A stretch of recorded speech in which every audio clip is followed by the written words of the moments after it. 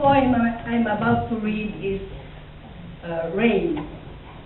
As you can see, we have always been experiencing rain, but we have always been expecting summer to come, but unfortunately, rain is always falling down.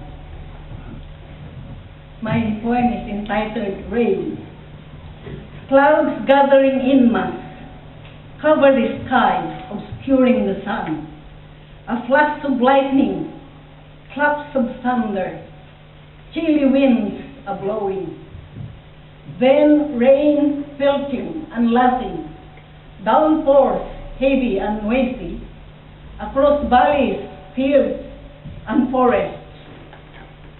Birds winging for safety, the earth seeks the barn.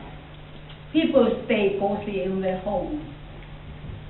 After the rain, all is hushed and quiet. The trees are wet from rain. Earth sings with joy. Parched dry earth nourished as rivers are filled again. And out of the blue appears a beautiful rainbow in the sky. Orange, pink, green, and yellow.